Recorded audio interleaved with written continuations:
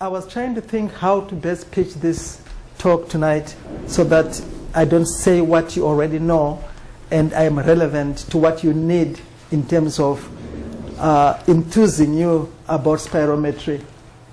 What I thought I'd probably just cover very quickly is why we need to perform spirometry, the types of spirometers available. I think Trevor is in the audience. He will correct me. So, and Nick is also in the audience. So I think I am safe. I'm going to talk a little bit about spirometric indices, obstructive spirometry, and the NICE and GOLD severity scale. A few practical tips on doing spirometry.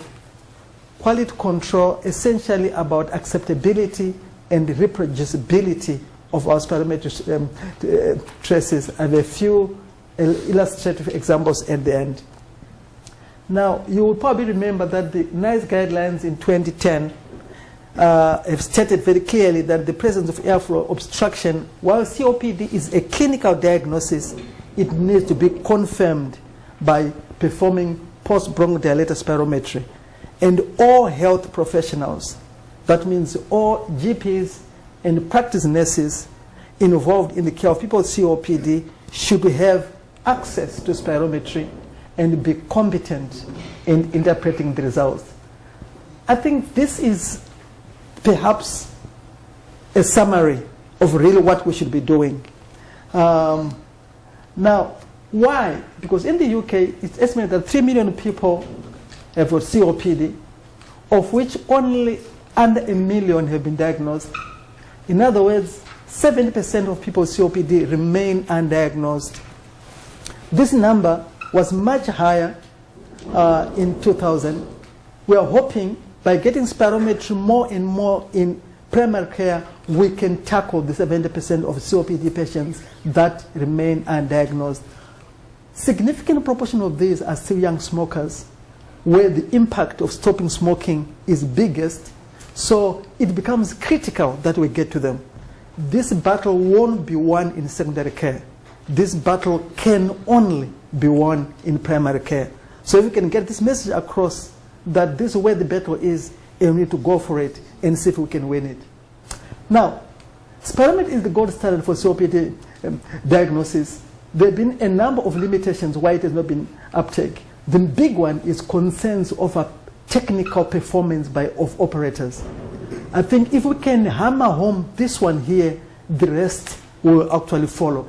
Difficulty in interpreting results, lack of approved local training courses, and I was talking with Trevor a few moments ago that we have now local training courses that are being approved, that are up and running. So we need to really be going for it. Evidence showing clear benefit, that is rising. We know when we show people that they are on the decline, they are more likely to change their smoking habits, and we are also more likely to be able to treat these patients better when we have the spirometry results. So what is spirometry? Essentially, it is a method of assessing lung function by measuring the total volume of air that a patient can expel from the lungs following a maximal inhalation. Now, if I take a deep breath in and blow as hard as I can, as quickly as I can, at maximum effort, I would go. In the first 3 seconds of what I have done, I should expel all the air if my lungs are normal, perhaps 4 seconds. For COPD patients, it takes longer. But in the first 1 second of this maneuver, the air I have blown out is what we need to measure to assess airflow obstruction. Now, so again, why perform? Because you want to make a definitive diagnosis, confirm the presence of airflow obstruction, assess severity, detect airflow obstruction in smokers who may have very few or no symptoms at all, and therefore encourage them to stop, monitor disease progression in COPD, assess aspects of response to therapy. I'm not talking about that today because I think it's probably outside the scope of this talk. Assess prognosis in COPD. Surgeons may also be asking us to perform pre-operative assessment as well. Now, there are a number of spirometers, the bellows, old type, which are measure volume only, used in lung function units, but I think they are now mostly being superseded by the electronic desktop which measure both flow and volume. We also have a new generation of handheld small spirometers, which COPD nurses can put in the handbag and move around with. Most of these measure FEV6 rather than FVC, which I'll be explaining in a minute. Now, this is the old bellows type flow measuring spirometer. The more commonly one that we are using now, those that measure not only volume but also flow. And the ones that are more likely to be at the GP surgeries, you know, the desktop electronic spirometers, and then the handheld one that the nurses hold in their pockets as they go out. Now, the main spirometric indices are FEV1, which is forced expiratory volume in 1 second. FVC, the forced vital capacity, and the ratio. So these are the three main ones. So you are saying, take a deep breath in and blow. Keep blowing. In the first 1 second, how much air came out. So I take a deep breath in, I blow as hard as I can, as fast as I can. And the team are saying, keep blowing, go, go, go, go. As in the first 1 second, the air I have blown is the forced expiratory volume in 1 second. The amount of air I have blown out throughout is the forced vital capacity. The ratio is how much of the air I blew out did I blow in the first 1 second. So essentially, the technique, what you're talking about here, are those three on the main in spirometry. Now, other additional spirometric indices are the VC, or slow vital capacity, where you ask the patient to blow out slowly at their own pace. This is slightly higher than the FVC. FEV6, as I said, is one, as you will see in a moment, the volume of air expired in 6 seconds. In normal people, that would be FVC. In COPD patients, it approximates to FVC, but its role in COPD diagnosis remains under investigation at present, but it is being used in those handheld spirometers. Mid-expiratory flow is not useful for COPD. So then, as I breathe now, I'm going in tidal mode. And then when I take a deep breath in, I'm going up. If I blow, I'm going to expiratory reserve volume. So there's inspiratory reserve volume, the tidal volume, and the expiratory reserve volume. So from maximum inspiration, when I blow out, this is my MVC, what I blow in the first 1 second, and what I blow, the total air that I blow out, is what we are really interested in spirometry. So the spirometry can be normal, obstructive, restrictive, or mixed pattern, which will be mixed obstructive and restrictive spirometry. I'll talk a little bit about the obstructive, perhaps 1 or 2 words about the restrictive. I won't have much time to talk about the mixed. So then, what affects spirometry? You know, why is my spirometry different from hers and from his? Mostly the age, our height, our gender. Ethnic origin is a minefield in spirometry because there are a lot of environmental factors that we have not really known or which we cannot predict in individuals. So that's a more difficult one. The Maasai are also very tall, and their spirometry don't be.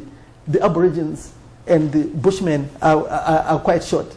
South Indian young ladies tend to be short, but this is very difficult because a lot of it is where you grew up rather than your ethnic origin. So that's a minefield. But the top three, we know that age affects, our spirometry declines with the age after the age of 25. Your height will affect how big your lungs are. Males will have bigger lungs than females. So those three are established as things that affect spirometry. Now, normal spirometry, everyone above 80% of predicted for age, height, and gender. FVC, more than 80% of predicted for age, height, and gender would be normal. The ratio, you should blow 70% of your FVC in the first 1 second. So those are the main ones. So FVC1 above 80% is normal. FVC above 80% of your predicted is normal. And the ratio, in the first 1 second, you must be able to blow 70% of your FVC. Now, as you can see there, that's the normal trace. So you're blowing in the first 1 second, so you go blow. You can see here by 3rd second, you've blown all the air out if your lungs are normal. And then the amount of air you blow out plateaus. In the first 1 second, in this illustration, you blow out 4 liters. That's your FEV1. Your MVC is 5 liters, what you blew as you carried on. So second number 1 should be 70%. Second number 2, 85. By 30%, you've blown almost everything. The ratio of the FEV1 MVC is 0.8. If it is more than 70%, it's normal. There's no airflow obstruction. So that MVC there, and you can see the plateauing there of that curve. So then, in obstructive disease, you see you are blowing out as fast as you can, and you keep blowing. By 6 seconds, you are just about plateauing. By 1st second, you're blowing quite little there. So because there's airflow obstruction, the tube is narrowed, and the air is not coming out. Your FEV1 is what you've blown in the first 1 second. Compared with normal, you see that your MVC, which is 3.2, is much lower than normal, and your ratio is much lower than 70% because your airways are narrowed. So what you see from here, therefore, is that the MVC in obstructive spirometry will be lower than normal. Your FEV1 will be much lower than you'd expect in normal person, so the ratio will be obstructive or less than 70%. What causes airflow obstruction? COPD and asthma mostly. Bronchiectasis can cause airflow obstruction, can cause restrictive spirometry, typically mixed. Obliterative bronchiolitis are the other rare ones, but we're really talking about those two on the main. Bronchiectasis can behave either way. Now, so how do you measure severity? So COPD is confirmed by post-bronchodilator, FEV1 as a proportional FVC of less than 70%. So that's where your beginning point is. If, however, the FEV1 is more than 8% of predicted, which is in the normal range, but the ratio is obstructive, that will be in the mild category. In other words, that would be gold and now nice mild COPD. If your FEV1 over FVC is less than 70%, but the FEV1 is between 50 and 79%, that's in the moderate category. The severe one, if your FEV1 is a percentage of predicted for your age, gender, and height, is between 30 and 40%, that's severe. Very severe is less than 30%. Now, I want you to notice here, this ratio cannot predictably and consistently tell you about severity. It can sometimes, but as a rule, it's not used as a predictor of the severity of spirometry, because the FVC, as we just seen, falls as COPD becomes more and more severe. So the denominator here is not static. So you cannot reliably and reproducibly use this ratio here to say how severe is it. But the FEV1, because you're comparing it with a fixed parameter, which is your age, height, and gender, it can tell you about severity. So you're using FEV1 to tell you about severity, the ratio to tell you that there is or there isn't airflow obstruction. Now, this is basically where we are. A few years ago, the British Thoracic guidelines, they missed this category completely, which is where, in my view, this is quite important because most of these patients are still smoking. And that's where smoke cessation advice would help and give the biggest impact on COPD. We've missed this category for many, many years in the national guidelines. NICE caught up with gold, and this group has now been included. So we have mild, moderate severe, and very severe. Restrictive, I will say very little about this because I think our time is running out. So essentially, you'll notice there that the volumes, that's normal. In restrictive, the volumes are both low. The FEV1 and the FVC are low, but the ratio is normal compared with that. So we've got low volumes, but there's no airflow obstruction. The lungs are small, but the tubes are not narrowed. What can cause that? I think I'll skip through that. Essentially, interstitial lung disease and a number of other things can cause restrictive spirometry. There's also this mixed pattern, which is obstructive and restrictive, where the FEV1 is less than 70%, or is less than 80%, FVC less than 80, but the ratio is obstructive. So when these indices are low and the ratio is obstructive, it suggests that is a mixed pattern which could occur in bronchiectasis. There's another component of this which I'll probably just mention very quickly, is the flow volume curves. Now, it's now standard on most desktop spirometers. It adds more information than volume time curves alone. It's less understood, but not too difficult to actually interpret. It is better at demonstrating mild airflow obstruction. Now, I'll just show this very quickly. So, this is the residual volume. You ask the patient to take a deep breath in, breathe in, and then blow and keep blowing. Now, that is the maximal flow. Now, the area under these two curves is the same. The shape of the curves is different because the maximum inspirator flow is less than the maximum expirator flow. So if we're measuring peak flow, you are measuring that peak. So the flow volume curve, the shape of this curve can show mild airflow obstruction when the indices are actually normal. If this curve is convex inwards, it suggests airflow obstruction. If it is convex outwards, that would be more of a normal pattern. In obstructive spirometry, in normal, that would be the case. In obstructive, it would be convex inwards. So if airflow obstruction, it will be, again, volume, area under the curve will be much smaller there, and this concavature will also be there. In restrictive spirometry, the shape will be different, the peak flow will be the same, but the area under the curve will be less than there, showing that there's little airflow obstruction. So flow volume loops can help you, especially in mild airflow obstruction, when you're looking at the shape of this curve. By this time here, there's already, all the parameters are saying this severe airflow obstruction. Normal spirometry, I think I'll mix that. I'll just go through a few practical tips that Trevor is doing across Warsaw at the moment. So training is essential for operators to learn correct performance and interpretation of results. Training for COPD requires a minimum of 3 hours. Acquiring good spirometry interpretation skills needs practice, evaluation, and review.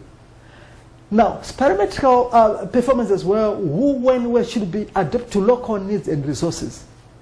And training should be evaluated, whether it is achieving its objectives or not. So we need to be fired up about training for spirometry, putting resources into it, because at the end of the day, this will have a big impact on how we manage and diagnose COPD. Now, independent, the predicted value, on the whole, we are using a Caucasian population-based predictive values. So I can probably omit that because we are using standard set values. I don't think we are looking for area or Warsaw's own predictive value. We are using national values which have been done on the Caucasian population. Now, the preparation would be very important. Explain the purpose of the test and demonstrate the procedure to the patient. Record patient's age, height, and gender. Note when the last bronchodilators have been used so that you can compare next time and make a note of it. The patient should be sitting comfortably. Loosen any tight clothing. Empty the bladder beforehand if needed, because in elderly patients, this maneuver can cause they can wet themselves. They can become incontinent of urine during the forced expiratory maneuver. Now, breathe in until the lungs are full. So full breath in. Make a tight seal around the lips. Blow as hard as you can and as fast as possible. And lots of encouragement. Now, the encouragement you give during this maneuver is critical. So I've attended a lot of different spirometry physiologists giving it. The blow, blow, blow, keep blowing, keep going. Those who are more enthusiastic in giving that encouragement get the best result. So encouragement, provide lots of it. Continue blowing until the lungs are empty. Watch the patient, be there. Make sure that the seal around the lips is tight. Check that the trace is adequate. Repeat the procedure at least twice more. So you need 3 readings where the FEV1 is, at least 2 of those readings should have FEV1 between 100 mils and LVC between 150 mils of each other. That is reproducibility. So your traces should be reproducible and acceptable. I'll go into that in a moment. So you want to have 3 tracings where the FEV1 is within 100 mils and the FVC is within 150. You again say, patients can complain of feeling lightheaded, headache, getting red in the face, feeling faint, or transient urinary incontinence can happen. Hence, it's important that they should empty their bladder beforehand. Avoid it after a recent heart attack or stroke because of the pressures you're actually causing, because you can induce, there's a theoretical risk of inducing a stroke or heart attack during that maneuver. Quality control, the most common cause of inconsistent readings. Now, when I look at a spirometer done at GP practice, and I'm saying, how good is this? I am asking myself the following questions. Was the inspiration full? Or was the effort submaximal? Was there a delay in forced expression or shortened expiratory time? Air leak around the mouthpiece? These are the critical things we are looking for. So in quality control, if we win on these, the spirometry done in GP practice should be equivalent to one that is done by the most experienced physiologist. But this is where we must be fighting for. Subject must be observed and encouraged throughout the procedure. So a lot of encouragement, observe that their inspiration was full, that the expiratory effort was not sub-maximum, that they did not delay in, that when you put the clock on, they started their breathing at the same time, that they went on to the very end, there was no leak around the mouthpiece. So common problems: inadequate or incomplete blow, lack of blast effort during expiration, slow start, lips not sealed, coughing during the blow, extra breath during the blow, glottic closure of the Valsalva maneuver, poor posture. They should avoid leaning forward and sit up straight. Equipment, I'll skip this. So troubleshooting. I have mentioned that quality control is reproducibility and acceptability of the traces. So what can happen? That will be the normal trace. But there you'll notice that 2 things have happened. There was a variable expiratory effort. So the patient went, there was inadequate, their effort was not sustained to the very end. They did not reach the FVC.